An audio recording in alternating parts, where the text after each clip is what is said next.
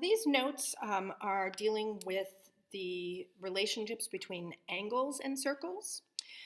So some of these we've already described, we've already defined.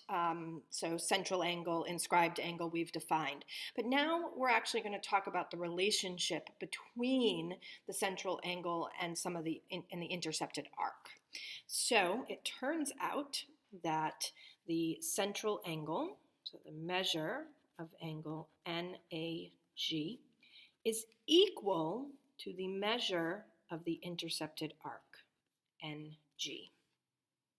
So if I say the measure of angle NAG is 56, then we would say that the measure of the arc is also 56 degrees. For an inscribed angle, it turns out that it's not equal. For the central angle is equal to the intercepted arc. For the inscribed angle, it's not that they're equal, it's that they're half of each other. So we would say that the measure of angle NJG equals half the measure of the intercepted arc, NG. So in this case, if we have that NG is 56 degrees, my measure of my angle NJG is going to be 1/2 of 56, which is 28 degrees.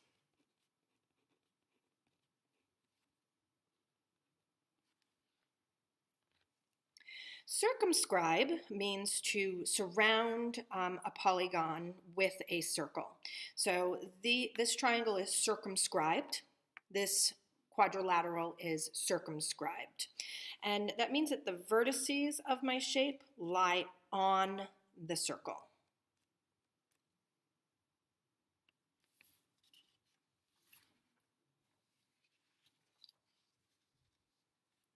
Cyclic polygons are simply polygons that have been circumscribed by a circle. So we just saw two examples of a cyclic polygon. And it turns out that all triangles, squares, and rectangles are cyclic. However, only some rhombuses, trapezoids, parallelograms, and quadrilaterals are cyclic. And very important, especially for when we're talking about finding the areas of regular polygons, all regular polygons are cyclic. And that plays a very important role when we start looking at the areas of regular polygons. So the next relationship that we have is about an inscribed quadrilateral. So this quadrilateral is inscribed around, inscribed inside the circle. And it turns out that we have a relationship between the opposite angles in the quadrilateral. So we know that the measure of angle A plus the measure of angle C equals 180 degrees. And the measure of angle D plus the measure of angle B also equals 180 degrees. So let's do a quick example. Let's say that we know that A is 60 degrees. So what that tells us is that 60 plus the measure of angle C equals 180 degrees.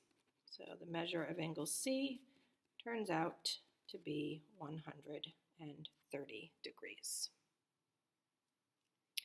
Last relationship that we're going to look at with circles and angles at this point are called circumscribed angles. And what that is when we have two tangents, so JR and RS are tangents of circle O.